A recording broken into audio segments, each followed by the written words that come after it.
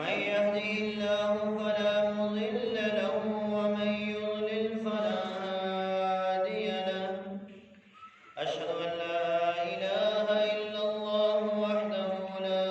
شريك له، وأشهد أن محمدا عبده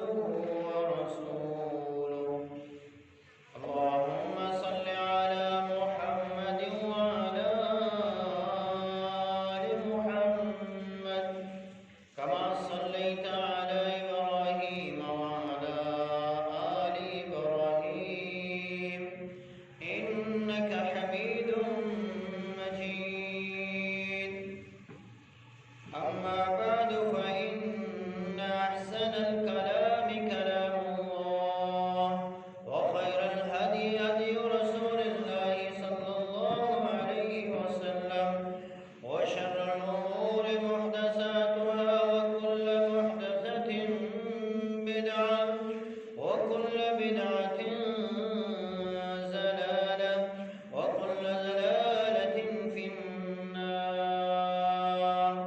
قال الله تبارك وتعالى في القرآن المجيد والفرقان الحميد: أعوذ بالله من الشيطان الرجيم.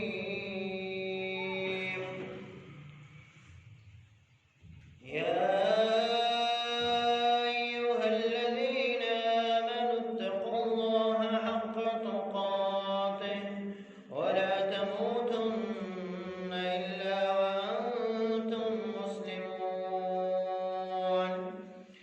يا أيها الناس اتقوا ربكم الذي خلقكم من نفس واحدة وخلق منها زوجها وبث منهما رجالا كثيرا ونساء، واتقوا الله الذي تساءلون به والأرحام إن الله كان عليكم رقيبا. يا أيها الذين آمنوا اتقوا الله وقولوا قولا سديدا يصلح لكم أعمالكم ويغفر لكم ذنوبكم، ومن يطع الله ورسوله فقد فاز فوزا عظيما. قال الله تبارك وتعالى في مقام آخر: في صحف مكرمة مرفوعة مطهرة بأيدي سفرة كرام بررة. تمام قسم کی تعریفات کبریائی و بڑھائی اللہ جل شانہ کے لیے خاص ہے۔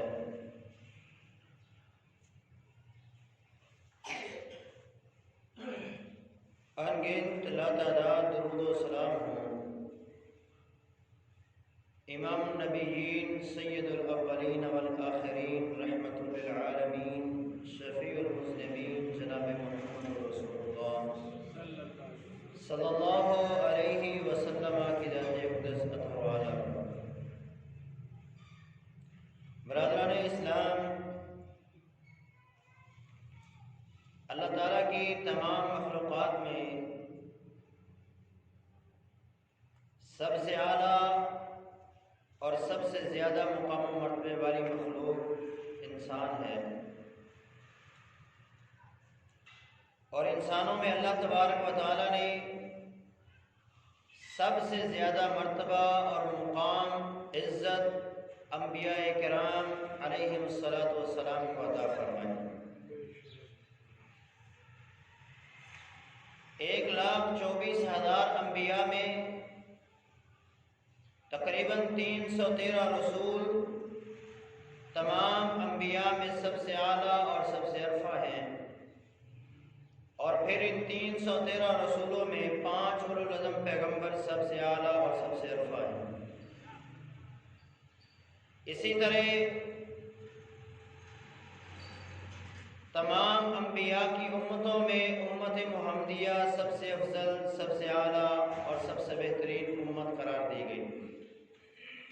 کنتم خیر امت اخرجت للناس کا خطاب رب العالمین نے امت محمدیہ کو عطا فرمایا، اور امت محمدیہ میں بالاتفاق سب سے اعلیٰ اور سب سے ارفع اور بہترین مخلوق نبی علیہ الصلاۃ والسلام کے زمانے کے لوگ ہیں، جنہیں اصحاب محمد کہا جاتا ہے۔ اور اصحاب محمد میں بھی اللہ تبارک و تعالیٰ نے عظمت اور شان کے لحاظ سے دو حصوں میں انہیں تقسیم کیا۔ ایک وہ جو فتح مکہ کے بعد ایمان لائے، اور ایک وہ جو فتح مکہ سے قبل ایمان لائے۔ اللہ تبارک و تعالیٰ نے ان کے مقام و مرتبے کو بیان کیا اور کہا کہ فتح مکہ سے قبل ایمان لانے والے اور اللہ کے راستے میں خرچ کرنے والے اور اللہ کے لیے جہاد کرنے والے، وہ اور بعد میں آنے والے کبھی ایمان کے اندر، کبھی اپنے مقام و مرتبے کے اندر برابر نہیں ہو سکتے۔ ان کا مقام و مرتبہ زیادہ ہے جو مکہ فتح ہونے سے قبل ایمان لائے، اور پھر مکہ فتح ہونے سے قبل جو ایمان لائے ان میں بھی بیت الرضوان والے سب سے افضل ہیں، اور بیت الرضوان سے قبل غزوہ بدر میں شریک ہونے والے بھی سب سے افضل، اور پھر ان کے بعد عشرہ مبشرہ ہیں، ان کے بعد خلفائے الراشدین المہدیین ہیں۔ ویسے تو نبی علیہ الصلوۃ والسلام کے تمام صحابہ ہی عظمت والے اور شان والے اور مقام والے ہیں۔ نبی علیہ الصلوۃ والسلام نے اپنے اصحاب کی مثال دی اور فرمایا، اصحابی کالنجوم، میرے صحابہ جو ہیں وہ آسمان کے ستاروں کی مانند ہیں۔ جیسے آسمان کے ستارے کچھ زیادہ روشن ہیں تو کچھ کم روشن ہیں، اسی طرح نبی علیہ الصلوۃ والسلام کے اصحاب بھی ہیں، کسی کا مرتبہ زیادہ ہے تو کسی کا کسی سے کم ہے۔ وفوق کل ذی علم علیم، ہر ایک کا اپنا درجہ ہے، ہر ایک کا اپنا مقام ہے۔ جس طرح آسمان کے ستاروں کی روشنی میں فرق ہے، اسی طرح نبی علیہ الصلوۃ والسلام کے اصحاب کے بھی اندر فرق ہے۔ ہر ایک کا اپنا مقام ہے اور ہر ایک کی اپنی شان ہے، اور اللہ تبارک و تعالیٰ نے ان کو یہ عظمت، یہ شان اور یہ مقام کیوں عطا فرمایا؟ کیونکہ اللہ تبارک و تعالیٰ نے کائنات کے تمام انسانوں کے دلوں کو دیکھا تو سب سے بہترین دل نبی علیہ الصلوۃ والسلام کے اصحاب کے پائے۔ فرمایا نبی علیہ الصلوۃ والسلام نے، ان اللہ نظر الی قلوب العباد، اللہ تبارک و تعالیٰ نے بندوں کے دلوں کو دیکھا تو اللہ تبارک و تعالیٰ نے جو دل سب سے بہترین پائے انہیں میری صحبت کے لیے، میری صحابیت کے لیے پسند فرمایا۔ تو یہ شان، یہ مقام ہے نبی علیہ الصلوۃ والسلام کے اصحاب کا کہ پوری کائنات کے تمام انسانوں میں سب سے افضل دل نبی علیہ الصلوۃ والسلام کے اصحاب کے ہیں۔ یہ کتنے مبارک دل تھے کہ اللہ تبارک و تعالیٰ نے ان دلوں کے اندر ایمان کو رکھ کر زینت بخشی ہے، ایمان کو ان کے دلوں میں رکھ کے زینت بخشی گئی۔ ہم ایمان قبول کرتے ہیں، لیکن اصحاب محمد وہ ہیں کہ جن کے دلوں کے لیے اللہ نے ایمان کو پسند کیا۔ فرمایا وَلَكِنَّ اللَّهَ حَبَّبَ إِلَيْكُمُ الْإِيمَانَ، اللہ وہ ذات ہے کہ جس نے تمہارے دلوں کے لیے ایمان کو پسند فرمایا۔ وَزَيَّنَهُ فِي قُلُوبِكُمْ، اللہ نے اس ایمان کو تمہارے دلوں میں رکھ کر زینت بخشی ہے۔ یہ نبی علیہ الصلوۃ والسلام کے اصحاب ہیں۔ وَكَرَّهَ إِلَيْكُمُ الْكُفْرَ وَالْفُسُوقَ وَالْعِصْيَانَ، اور ان دلوں سے اللہ تبارک و تعالیٰ نے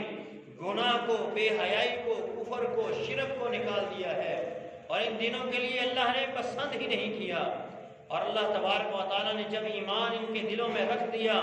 پھر اللہ نے ان کے دلوں کا امتحان لیا۔ فرمایا اولئک الذین امتحن اللہ قلوبہم للتقوی، یہ وہ لوگ ہیں کہ جن کے دلوں کا اللہ نے امتحان لیا،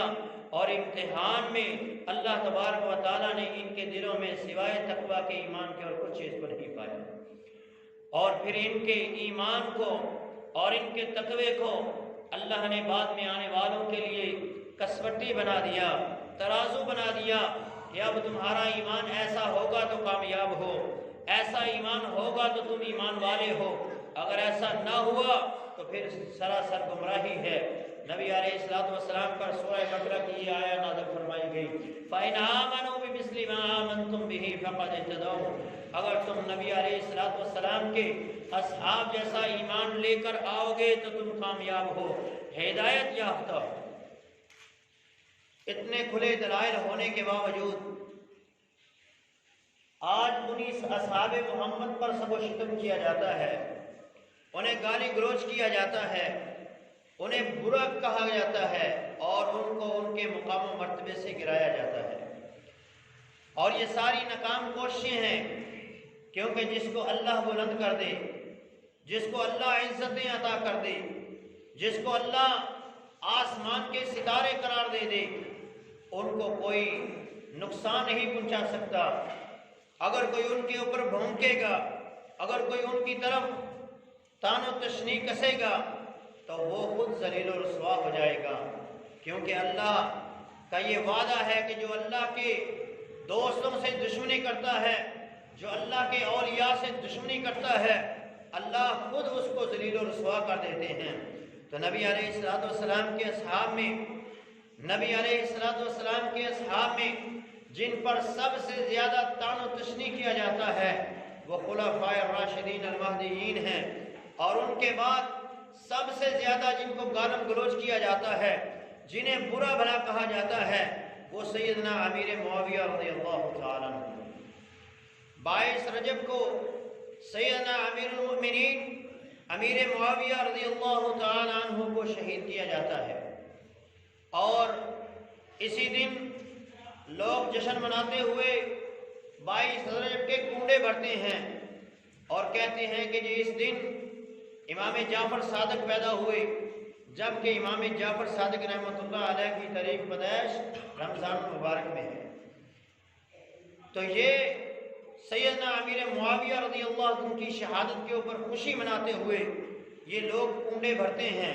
اور کنڈوں کے اوپر بڑی بڑی انہوں نے کہانیاں بنائی ہوئی ہیں، ہم اس کی طرف نہیں جائیں گے، لیکن ہم صرف اور صرف امیر معاویہ رضی اللہ عنہ کی شان اور ان کے مقام و مرتبے کو بیان کریں گے۔ وزیر اعظم جو ہمارے ہیں، ان کو جب ابھی وزارت ملی نہیں تھی، حکومت میں نہیں تھے، اپوزیشن میں تھے، تو ان سے پوچھا گیا اگر آپ کو حکومت دی گئی تو آپ کس نظام کے تحت چلائیں گے؟ تو اس وقت انہوں نے کہا میں امیر معاویہ رضی اللہ عنہ کے طرز حکومت پہ حکومت کروں گا۔ اور بعد میں جب ان سے سوال کیا گیا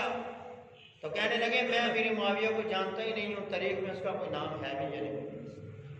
جبکہ تاریخ اسلام سے اگر امیر معاویہ کی سیرت کو نکال دیا جائے تو تاریخ اسلام ہی ادھوری ہے۔ تاریخ اسلام کا ایک درخشندہ ستارہ ہے امیر معاویہ رضی اللہ تعالیٰ عنہ۔ کون امیر معاویہ رضی اللہ تعالیٰ عنہ؟ نبی علیہ السلام کے برادر اللہ تھے، نبی علیہ السلام کے سالے تھے، اور اس لحاظ سے ان کا یہ لقب تھا خال المسلمین، مسلمانوں کے خالو، کیونکہ سیدہ ام حبیبہ رضی اللہ تعالی عنہ یہ نبی علیہ السلام کی بیوی ہیں، اور یہ سیدنا امیر معاویہ رضی اللہ عنہ کی بہن ہیں۔ اس لحاظ سے یہ نبی علیہ السلام کے سالے ہوئے، اور پورے ایمان والوں کے، مومنین کے یہ خالو ہوئے، اور ان کا سلسلہ نسب جو ہے، ان کا نبی علیہ السلام کے خاندان سے جو تعلق ہے وہ 5ویں پشت میں یہ نبی علیہ السلام کے ساتھ ایک ہو جاتا ہے۔ 5ویں پشت میں سیدنا امیر معاویہ کا خاندان اور نبی علیہ السلام کا خاندان ایک ہو جاتا ہے۔ ان کا ایک اور بھی مقام ہے کہ یہ نبی علیہ السلام کے ہم ظلف بھی ہیں۔ سیدہ میمونہ رضی اللہ عنہ کی جو بہن تھی، ان کا نکاح امیر معاویہ رضی اللہ عنہ سے ہوا تھا۔ تو اس لحاظ سے یہ نبی علیہ السلام کے سانڈو اور نبی علیہ السلام کے ہم ظلف بھی تھے۔ آپ نے اسلام قبول کب کیا؟ امیر معاویہ رضی اللہ عنہ ان خوش نصیب لوگوں میں سے ہیں جنہوں نے فتح مکہ سے قبل اسلام قبول کیا ہے۔ مکہ فتح ہونے سے قبل ایمان لانے والوں میں سیدنا امیر معاویہ رضی اللہ عنہ ہیں، اور پہلے میں نے بتایا ہے کہ فتح مکہ سے قبل ایمان لانے والے افضل ہیں ان لوگوں سے جو فتح مکہ کے بعد ایمان لائے۔ تو فتح مکہ سے قبل ایمان لانے والوں میں سیدنا امیر معاویہ رضی اللہ عنہ۔ تقریب التہذیب میں علامہ ابن حجر اسقلانی رحمۃ اللہ علیہ آپ کے ایمان کے بارے میں، اسلام کے بارے میں فرماتے ہیں اسلم قبل الفتح، آپ نے فتح مکہ سے قبل ایمان لایا۔ البدایہ والنہایہ میں امام ابن کثیر رحمۃ اللہ علیہ آپ ہی کا قول نقل کرتے ہیں اسلمت یوم عمرۃ القضاء ولکنی کتمت اسلامی من ابی الی یوم الفتح، کہا میں نے عمرۃ القضاء کے موقع پر اسلام قبول کیا، پھر میں نے اپنے ایمان کو چھپا لیا اپنے باپ سے ڈرتے ہوئے فتح مکہ تک۔ فتح مکہ کے دن میں نے اپنے ایمان کا اظہار کیا، اور عمرۃ القضاء کے موقع پر نبی علیہ السلام کے بالوں کو کاٹنے والے سیدنا امیر معاویہ رضی اللہ عنہ، تو آپ نے فتح مکہ سے قبل ایمان لایا، یہ آپ کی شان ہے اور یہ آپ کا مقام ہے۔ امیر معاویہ رضی اللہ عنہ وہ ہستی ہیں جو اسلام کے اندر قابل بھروسہ آدمی تھے، جن پر اعتماد کیا گیا، اور امیر المؤمنین سیدنا عمر فاروق رضی اللہ عنہ اپنے دور خلافت میں کسی بندے کو بھی 2 سال سے زیادہ اس کے عہدے پر نہیں رکھتے تھے، معزول کر دیتے تھے، اس کا عہدہ تبدیل کر دیتے، اس کو کسی دوسرے علاقے میں بھیج دیتے۔ لیکن سیدنا امیر معاویہ رضی اللہ عنہ وہ ہستی ہیں کہ جو امیر معاویہ رضی اللہ عنہ کے دور میں 5 سال تک دمشق کے گورنر رہے ہیں، 5 سال تک دمشق کے گورنر رہے، اور جب فلسطین فتح ہوا امیر المؤمنین عمر بن خطاب نے اس معاہدے پر دستخط نہیں کیے، بلکہ امیر معاویہ رضی اللہ عنہ کے اس معاہدے کے اوپر دستخط کیے۔ آپ قابل اعتماد اور قابل بھروسہ انسان تھے۔ سیدنا امیر المؤمنین عمر بن خطاب رضی اللہ عنہ کے دور خلافت کے بعد سیدنا عثمان رضی اللہ عنہ کے دور میں 12 سال تک آپ دمشق کے گورنر رہے ہیں، 12 سال تک دمشق کے گورنر رہے۔ سیدنا علی رضی اللہ عنہ کے دور خلافت میں 6 سال تک آپ گورنر رہے اور دمشق کے گورنر رہے۔ سیدنا حسن رضی اللہ عنہ کے دور میں آپ 6 ماہ تک خلافت آپ دمشق کے گورنر رہے، اور پھر سیدنا حسن کے 6 ماہ کے بعد خلافت اور امارت آپ کے سپرد کر دی گئی، اور پھر 40 لاکھ مربع میل کے اوپر حکومت کرنے والے اکیلے سیدنا امیر المؤمنین امیر معاویہ رضی اللہ عنہ مسلمانوں کے بالاتفاق خلیفۃ المسلمین ٹھہرا دیے گئے۔ اور اس کے بعد پھر آپ نے اسلام کی حدود کو، اسلام کو دنیا کے کونے کونے تک پھیلا دیا، اور جس وقت سیدنا عثمان رضی اللہ تعالیٰ عنہ کے دور میں آپ نے بحری بیڑے سمندر میں ڈالے، اس وقت شاہ روم ہرقل نے کہا تھا کہ محمد علیہ السلام نے اسلام کو جزیرہ مکہ سے نکال کر جزیرہ عرب تک پہنچایا، اور عمر نے اسلام کو جزیرہ عرب سے عجم تک پہنچا دیا، اور اگر آپ معاویہ رضی اللہ تعالیٰ عنہ نے اپنے بحری بیڑے سمندر میں ڈالے ہیں تو اسلام یورپ کے کناروں تک پہنچے گا۔ اور پھر ایسے ہی ہوا کہ اسلام دنیا کے کونے کونے تک پہنچا، اور 40 لاکھ مربع میل سے اسلامی ریاست کی حدود جو ہے وہ 64 لاکھ مربع میل تک امیر معاویہ رضی اللہ عنہ لے کر گئے۔ یہ شان ہے، یہ مقام ہے آپ کا کہ آپ تاریخ اسلام کے ہیرو ہیں، تاریخ اسلام کی بڑی بڑی جنگیں جو ہیں وہ آپ نے لڑی ہیں، اور اللہ تبارک و تعالیٰ کی طرف سے اور نبی علیہ السلام کی طرف سے جو آپ کے لیے بشارتیں ہیں، جو پیشن گوئیاں ہیں، ان کا بھی انشاءاللہ العزیز ذکر کروں گا۔ آپ کا سب سے بڑا اعزاز یہ ہے کہ آپ صحابی رسول ہیں۔ کسی آدمی کے لیے سب اس سے بڑا اعزاز اور کوئی نہیں ہے دین اسلام کے اندر کہ اللہ اگر اس کو صحابی رسول بنا دے، نبی علیہ السلام کا ساتھی بنا دے، یہ کتنا اعزاز ہے، یہ کتنا بڑا مقام ہے۔ سیدنا عبداللہ ابن عمر رضی اللہ عنہ فرماتے ہیں لا تسبوا اصحاب محمد فلمقام احدهم ساعة خیر من عمل احدکم عمرہ، کہ تم میں سے ایک بندہ پوری زندگی نیکیاں کرتا رہے، پوری زندگی وہ اللہ کے سامنے قیام اور رکوع اور سجود کے اندر گزار دے، اللہ کی فرما برداری کے اندر گزار دے، اس کی وہ ساری زندگی ایک طرف ہے، اور ایک صحابی کا ایمان کی حالت میں نبی کا دیدار کر لینا، یا نبی کے پاس چند گھڑیاں بیٹھ جانا، یا نبی سے کلام کر لینا ایمان کی حالت میں، یہ اس کی پوری زندگی کی نیکیوں سے زیادہ اجر و ثواب والا ہے۔ اور سیدنا سعید رضی اللہ تعالیٰ عنہ یہ عشرہ مبشرہ میں سے ہیں، یہ صحابی کے مقام و مرتبے کو بیان کرتے ہوئے کہتے ہیں صحابی کا یہ مقام ہے کہ اگر وہ نبی کے پاس ایک گھڑی بیٹھ جائے، یا نبی علیہ السلام سے کلام کر لے، یا نبی کے چہرے کو دیکھ لے، اس کی اتنی عظمت اور اتنی شان ہے کہ بعد میں آنے والے کو اگر اللہ عمر نوح بھی دے دے، وہ ساری زندگی نیکیاں کرتا رہے، تو اس کی عمر نوح بھی نبی کے صحابی کی عظمت اور شان اور اس گھڑی کا مقابلہ نہیں کر سکتی جو وہ نبی علیہ السلام کے پاس بیٹھا ہے۔ تو یہ آپ کا اعزاز ہے، یہ آپ کا شان ہے کہ اللہ تبارک و تعالیٰ نے آپ کو صحابی رسول ہونے کا شرف عطا فرمایا، اور آپ کو فتح مکہ سے قبل ایمان لانے کی اللہ نے توفیق عطا فرمائی۔ سیدنا عبداللہ ابن عباس رضی اللہ تعالیٰ عنہ آپ کے مقام و مرتبے کو بیان فرماتے ہیں، کسی نے کہا کہ عبداللہ ابن عباس امیر معاویہ رضی اللہ عنہ ایک وتر پڑھتے ہیں، فرمایا ہے وہ انہوں نے اصابہ انہ فقی، وہ درست کرتے ہیں کیونکہ وہ اس امت کے فقیہ ہیں، سمجھدار انسان، اور یہ کہنے والے وہ ہیں کہ جن کے لیے نبی علیہ السلام نے کہا تھا اللہم فقہہ فی الدین اللہم علمہ الکتاب، اے اللہ اس کو دین کا فہم عطا فرما، اے اللہ اس کو دین کی سمجھ عطا فرما، اس کو دین کا علم عطا فرما۔ مفسر قرآن عبداللہ ابن عباس رضی اللہ عنہ امیر معاویہ کا شان بیان کرتے ہوئے کہتے ہیں کہ آپ اس امت کے فقیہ ہیں، اور آپ کی خلافت کے بارے میں کیا فرماتے ہیں؟ کہتے ہیں خلفائے راشدین المہدیین کے بعد سب سے زیادہ جو خلافت کا حقدار جس کو میں سمجھتا ہوں، امارت کے لائق جس کو میں سمجھتا ہوں، وہ سیدنا امیر معاویہ رضی اللہ تعالیٰ۔ یہ کہنے والے نبی علیہ السلام کے اہل بیت میں سے ہیں، سیدنا عبداللہ ابن عباس رضی اللہ تعالیٰ ہیں، سیدنا مصرع بن مخرمہ رضی اللہ تعالیٰ فرماتے ہیں، اور سیدنا امیر معاویہ کے لیے مغفرت کی دعائیں کیا کرتے۔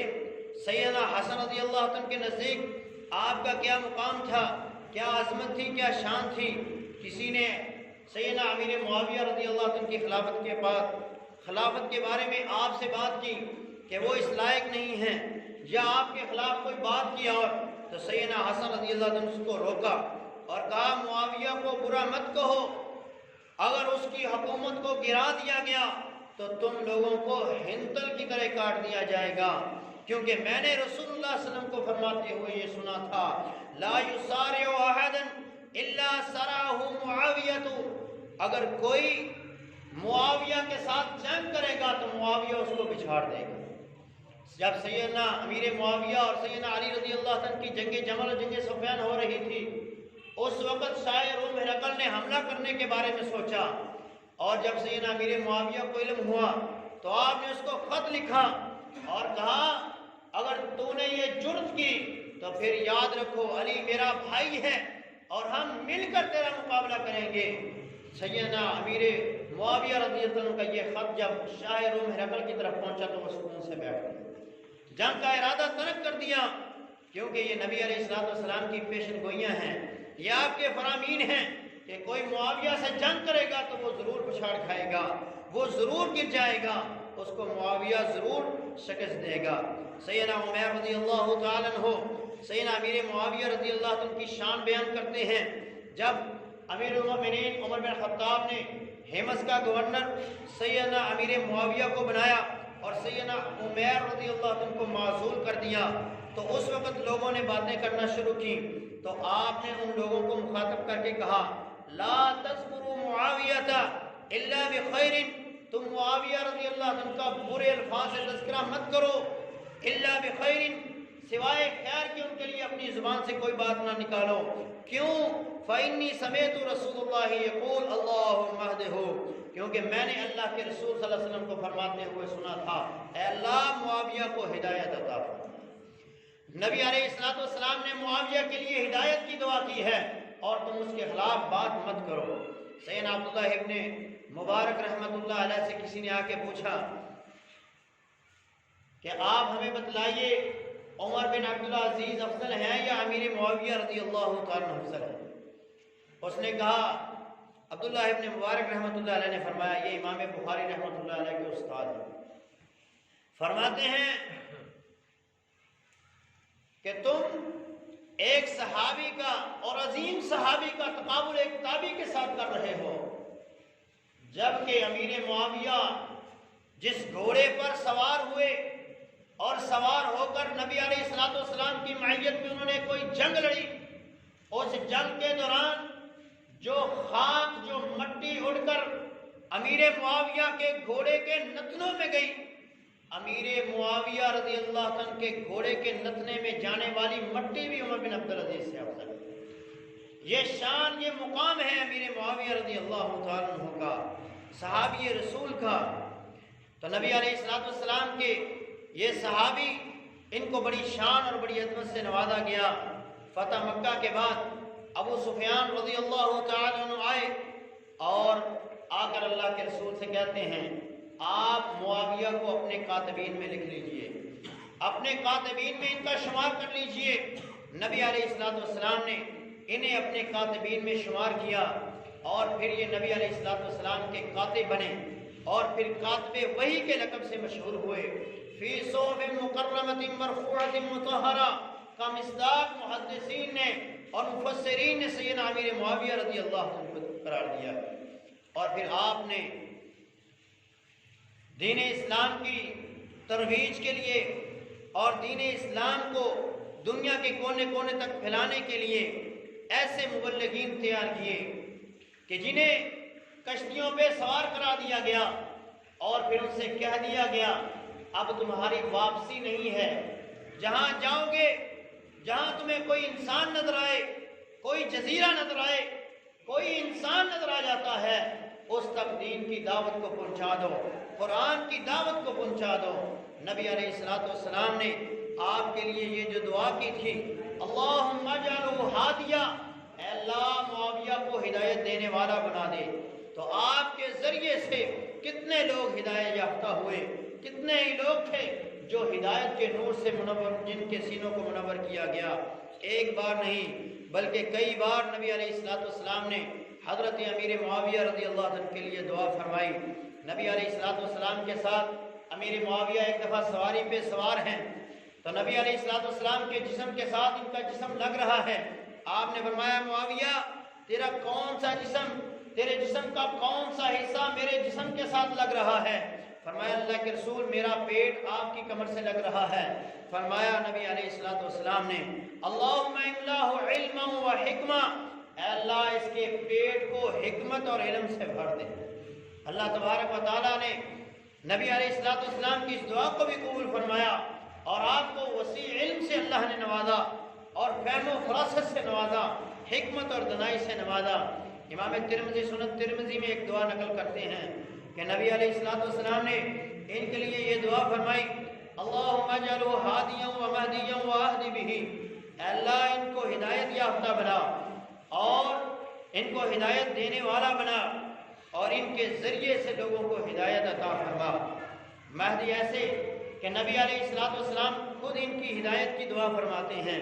اور واحد بھی ایسے ہیں کہ ان کے ذریعے سے لوگوں کو ہدایت مل رہی ہے۔ نجران کا عیسائی شہزادہ نبی علیہ السلام کے پاس ایک دفعہ مدینہ میں آیا۔ نبی علیہ السلام نے اسے اسلام قبول کرنے کی دعوت پیش کی۔ چند دیر گفتگو کرنے کے بعد یہ کہتا ہے، ابھی میں اسلام قبول کرنے کے موڈ میں نہیں ہوں، میں اس کے اوپر سوچ اور وچار کروں گا، تو اگر آپ مناسب سمجھے تو میں آپ کو کوئی تحفہ دینا چاہتا ہوں۔ نبی علیہ السلام نے اس کے تحفے کو قبول فرمایا۔ اس نے کہا، آپ اپنے کسی ساتھی کو میرے پاس بھیجیں،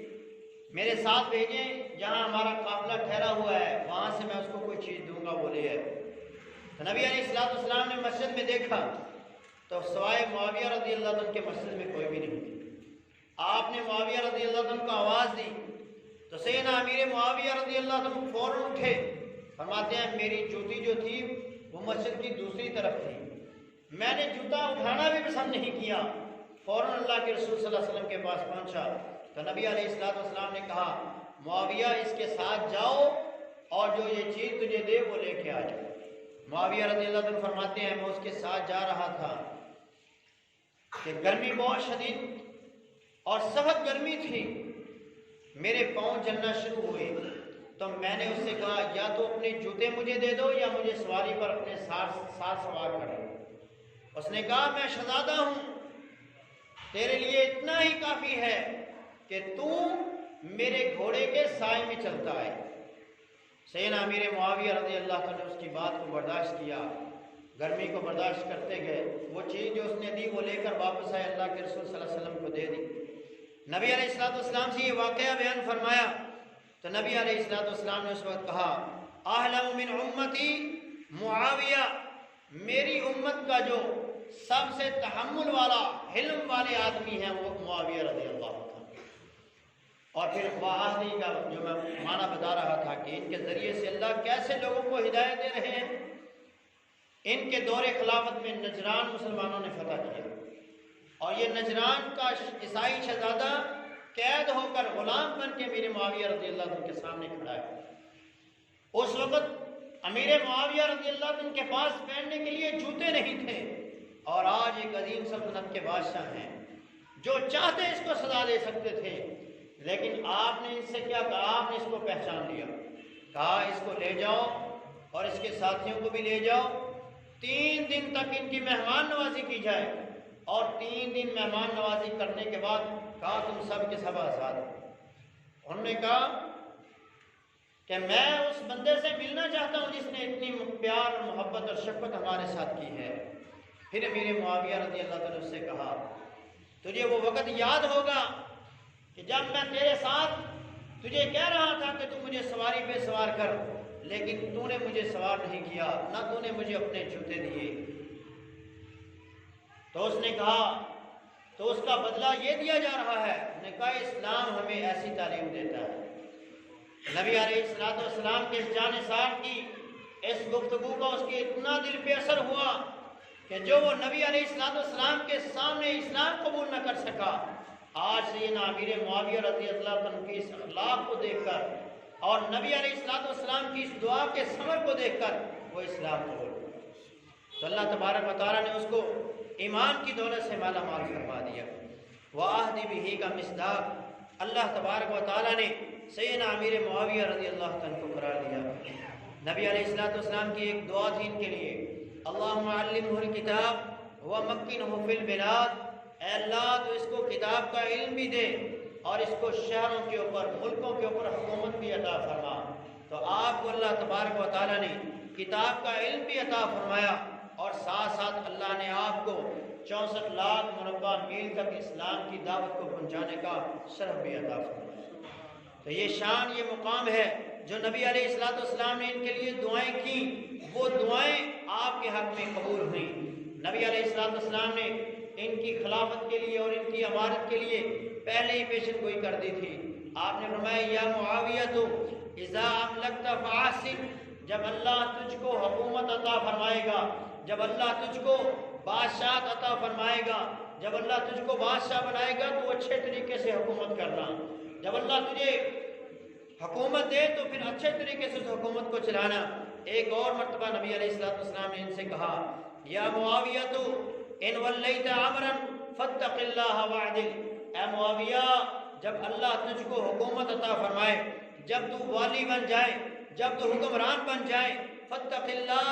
پھر اپنے رب سے ڈرنا، وعادل اور عدل و انصاف کرنا۔ اللہ کا ڈر کیسا تھا، کیسا اللہ کا خوف تھا۔ آپ کو ایک دفعہ کسی نے حدیث سنائی کہ اللہ کے ہاں ناپسندیدہ حکمران وہ ہیں اور اللہ کے ہاں جنہیں اللہ ناپسند کرتا ہے وہ لوگ ہیں، وہ حکمران ہیں کہ جن کے ڈر سے لوگ ان کی غلط باتوں کی بھی تردید نہیں کرتے، جن کے ڈر کی وجہ سے ان کی غلط باتوں کی تردید بھی نہیں کرتے۔ امیر معاویہ رضی اللہ عنہ جمعے کے دن منبر پر تشریف لائے اور کہا مال غنیمت میرا مال ہے، میں جہاں چاہوں اس کو خرچ کروں، کوئی مجھ کے پوچھ نہیں سکتا۔ پورا مجمع خاموش ہے۔ اگلا جمعہ آیا، امیر معاویہ پورا ہفتہ پریشان رہے۔ اگلا جمعہ آیا، پھر آپ نے یہی بات کہی، کوئی جواب نہیں۔ آپ پھر پریشان ہو گئے، مزید پریشان ہو گئے کہ کہیں میرا شمار رب کے نافرمانوں حکمرانوں کے اندر تو نہیں ہے۔ پھر امیر معاویہ رضی اللہ عنہ نے جب تیسرے جمعے یہ بات کہی کہ مال غنیمت میرا مال ہے، میں جہاں چاہوں خرچ کروں، مجمع سے ایک بندہ کھڑا ہوتا ہے اور اپنی تلوار کو نکال کے کہتا ہے اگر آج کے بعد آپ نے یہ بات کہی کہ مال غنیمت آپ کا مال ہے تو یہ تلوار میرے اور آپ کے درمیان فیصلہ کرے گی۔ امیر معاویہ رضی اللہ عنہ منبر سے اترے اور فوراً سجدہ ریز ہوئے کہ اللہ تیرا شکر ہے کہ تو نے مجھے ظالم اور سرکش حکمرانوں میں شامل نہیں کیا۔ ابھی تک لوگ جو میرے رعایا ہیں، جو میری ملکیت میں ہیں، میرے تحت ہیں، میری حکومت میں زندگی گزار رہے ہیں، ان کے اندر اتنی جرت ہے، اتنی طاقت ہے کہ وہ میری بات کا رد کر سکتے۔ تو سیدنا امیر المؤمنین عمر فاروق، سیدنا امیر المؤمنین امیر معاویہ رضی اللہ تعالیٰ سے ڈرنے والے تھے۔ متبع سنت کیسے کہ کوئی حدیث سنتے، کوئی نبی کا فرمان سنتے، کوئی اللہ کا فرمان سنتے، فوراً عمل پیرا ہو جاتے۔ عمر بن مرہ رضی اللہ تعالیٰ فرماتے ہیں، آپ کو یہ حدیث سنائی، ما من امام یغلق بابا بابہ دون ذوی الحاجت والخلت والمسکنت، جب کوئی حکمران ضرورت مندوں سے اپنے دروازے کو بند کر لیتا ہے اور محتاجوں سے اپنے دروازے کو بند کر لیتا ہے، مسکینوں کے لیے اپنے دروازے کو بند کر لیتا ہے، غرباء کی حاجتوں کو وہ پورا نہیں کرتا، الا اغلق اللہ ابواب السماء دون خلته وحاجته ومسکنته۔ اللہ فرماتا ہے، اللہ کے نبی نے فرمایا اللہ اس بادشاہ کی ضرورتوں کے وقت، اس کی مشکل کے وقت، اس کی پریشانیوں کے وقت، اس کی ضرورتوں کے وقت اللہ اپنی رحمت کے دروازوں کو، آسمان کے دروازوں کو اس کے لیے بند کر دیتا ہے۔ یہ حدیث سنی، فوراً ایک بندہ مقرر کیا، میرے دروازے پر آنے والے ہر حاجت مند کی حاجت کو پورا کیا جائے۔ ایک بندے کی ڈیوٹی لگا دی کہ ہر ضرورت مند کی ضرورت کو پورا کیا جائے۔ یہ ہے سیدنا امیر المؤمنین امیر معاویہ رضی اللہ تعالیٰ عنہ۔ نبی علیہ السلام نے ان کے لیے ایک دفعہ یہ دعا فرمائی، اللہم علم المعاویۃ الکتاب والحساب وقہ العذاب، اے اللہ معاویہ کو کتاب کا علم عطا فرما اور اس کو حساب و کتاب کا علم عطا فرما، وقہ العذاب اور اس کو قیامت کے دن کے عذاب سے بھی بچا لے۔ نبی علیہ السلام کی حدیث ہے، آپ نے ارشاد فرمایا یبعث اللہ معاویہ یوم القیامہ وعلیہ رداء من نور الایمان۔ معاویہ رضی اللہ تعالیٰ عنہ جب قیامت کے دن آئیں گے، ان کو ان کی قبر سے اٹھایا جائے گا تو ان کے اوپر ایک نور کی چادر ہوگی اور یہ نور کی چادر میں اللہ کے سامنے پیش ہوگی۔ نبی علیہ السلام نے ایک دفعہ یہ ارشاد فرمایا، جس وقت آپ سیدہ ام ہانی رضی اللہ تعالی عنہ کے ہاں گھر سوئے ہوئے تھے، یہ نبی علیہ السلام کی سالی ہیں، آپ ان کے گھر میں سوئے ہوئے تھے اور آپ اچانک اٹھے اور مسکرانا شروع کر دیا اور پھر آپ نے فرمایا اول جیش من امتی یغدون البحر قد اوجبوا، میری امت کے ایک گروہ ایسا ہے جس کو میں نے دیکھا ہے جو سمندر کے اندر قتال کرے گا، لڑائی کرے گا، اس پورے لشکر کے اوپر اللہ نے جنت کو واجب کر دیا ہے۔ اور یہ پیشن گوئی کن پہ پوری ہوئی؟ سیدنا امیر معاویہ رضی اللہ تعالیٰ عنہ حضرت عمر فاروق رضی اللہ عنہ کے پاس آتے رہے، بار کہا کہ آپ مجھے اس بحری جنگ کے لیے اجازت دیجئے، تو سیدنا امیر المؤمنین عمر بن خطاب نے اجازت نہیں دی۔ سیدنا عثمان غنی رضی اللہ عنہ کے دور خلافت میں کئی سال تک یہ التجا کرتے رہے، آخر سیدنا عثمان غنی رضی اللہ عنہ نے اجازت دے دی، فرمایا زبردستی اس جنگ میں کسی کو شریک نہیں کیا جائے گا۔ تو سیدنا امیر معاویہ رضی اللہ عنہ نے اعلان کیا اور پھر اس جنگ کے لیے تیاری کی گئی۔ مسلمانوں کا یہ پہلا لشکر تھا جس کی نبی علیہ السلام نے تقریباً 17 یا 18 سال پہلے پیشن گوئی کی تھی، اور وہ 17-18 سال بعد نبی علیہ السلام کا جو خواب تھا وہ آج پورا ہو رہا ہے۔ اس جنگ میں سیدنا امیر معاویہ رضی اللہ عنہ نے، بعض روایات میں آتا ہے 600 بحری بیڑے تھے، بعض روایات میں آتا ہے 1700 بحری بیڑوں کے ساتھ آپ نے اپنے 1700 کشتیوں کو آپ نے سمندر میں ڈالا اور قسطنطنیہ دنیا پر پہلا حملہ کیا، اور اس جنگ میں جتنے لوگ شریک تھے تمام کے تمام لوگ وہ جنتی تھے، اس میں صحابہ بھی تھے، تابعین بھی تھے، تمام کے تمام جو تھے وہ جنتی تھے جنہوں نے اس جنگ میں شریک ہوئے، اور اس جنگ کی کمان کرنے والے سیدنا امیر معاویہ رضی اللہ تعالیٰ عنہ۔ امام طحاوی رحمۃ اللہ علیہ صحابہ کی شان اور عظمت کے حوالے سے بیان فرماتے ہیں، حبہم ایمان، صحابہ سے محبت کرنا یہ ایمان ہے، اور ان سے بغض کرنا کفر اور نفاق ہے۔ امام احمد بن حنبل رحمۃ اللہ علیہ فرماتے ہیں، ایک ان کا شاگرد تھا، کہ ابو الحسن، جب تم کسی بندے کو دیکھو کہ وہ صحابہ کا تذکرہ کر رہا ہے تو برے الفاظ کے ساتھ کر رہا ہے، تو تم اس بندے کے مسلمان ہونے میں شک کرو۔ یہ امام احمد بن حنبل کا قول ہے۔ سیدہ عائشہ رضی اللہ تعالیٰ عنہ فرماتی ہیں کہ اللہ نے اصحاب محمد کے لیے بخشش اور مغفرت مانگنے کا حکم دیا، اور ساتھ میں یہ قرآن کی آیت پڑھا کرتی تھی، ربنا اغفر لنا ولإخواننا الذين سبقونا بالإيمان ولا تجعل في قلوبنا غلا للذين آمنوا ربنا إنك رؤوف رحيم۔ اللہ نے کہا سبقت لے جانے والے، تم سے پہلے ایمان والے جو لوگ گزرے ہیں ان کے لیے بخشش مانگو، ان کے لیے رب سے رحمت کا سوال کرو، لیکن لوگ آج ان کو برا بھلا کہتے ہیں۔ تو نبی علیہ السلام کے جتنے صحابہ ہیں ان تمام کے تمام صحابہ کو عزت کی نگاہ سے دیکھنا ہے، وہ بعد میں ایمان لانے والے ہیں یا پہلے ایمان لانے والے ہیں، وہ سبقت لے جانے والے ہیں یا بعد میں ایمان لانے والے ہیں، وہ نبی علیہ السلام کے اہل بیت میں سے ہوں یا دوسرے صحابہ ہوں، وہ نبی علیہ السلام کے رشتہ دار صحابہ ہیں یا دوسرے صحابہ ہیں، ان کے جو آپس میں جھگڑے ہوئے، جو ان کے مشاجرات ہیں، ان کی بنا پر کسی بھی صحابی کو برا نہیں کہنا ہے، اعتدال کے اوپر رہیں، ایمان سلامت رہے گا۔ اگر کسی ایک صحابی سے بھی بغض کیا، کسی ایک صحابی سے بھی نفرت کی، تو یاد رکھیے ایمان سے ہاتھ دھو بیٹھیں گے۔ ان سے محبت ایمان ہے، حب الانصار من الایمان، ان سے محبت ایمان ہے، اور ان سے بغض رکھنا یہ کفر ہے، نفاق ہے، بندے کو اللہ سے دور کر دیتا ہے، دین سے دور کر دیتا ہے۔ جب اللہ نے انہیں ہمارے لیے معیار ایمان قرار دیا، جب اللہ نے انہیں ہمارے لیے ایمان کی کسوٹی قرار دے دیا ہے، ایسا ایمان ہوگا تو کامیاب ہو، ایسا ایمان ہوگا تو اللہ کے ہاں ہدایت یافتہ ہو، اور اگر ایسا ایمان نہیں ہوگا تو پھر یاد رکھو تمہارا ایمان اللہ کے ہاں قابل قبول نہیں ہے۔ تو اللہ سے دعا ہے کہ اللہ ہمیں نبی علیہ السلام کے تمام صحابہ سے محبت کرنے کی توفیق عطا فرمائے، ہر صحابی سے اللہ ہمیں محبت عطا فرمائے، اور ان جیسا ایمان، ان جیسی اطاعت اور ان جیسی فرما برداری اللہ ہمیں کرنے کی توفیق عطا فرمائے۔ اقول قولی ھذا استغفر اللہ لی ولکم ولسائر المسلمین۔